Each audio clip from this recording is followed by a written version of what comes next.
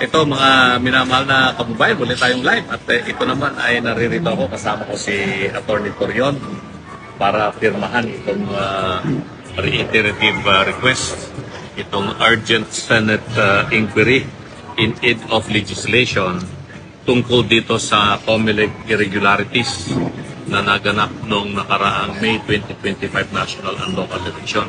Hinihingi natin dito sa bagong Senate President, si Senator Soto, at saka yung may tatalagang muling chairperson ng UBI Senate Blue Ribbon Committee na tignan muli itong aming unang request sa Senado na yung maanumalyang ginawa ng Commission on Election nitong nakaraang halalan.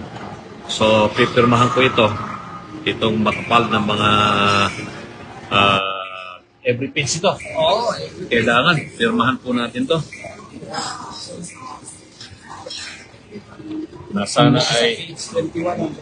Nasana ay dinggin ito ng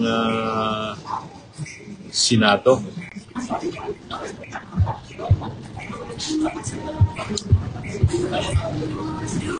Gusto natin magkaroon ng tunay na political and electoral reforms para maipasa ang isang bagong batas na paigtingin yung transparency at saka clean and honest election na hindi katulad ng nangyayari ngayon. Pag nagkaroon ng wholesale na dayaan electronically, walang habon doon sa mga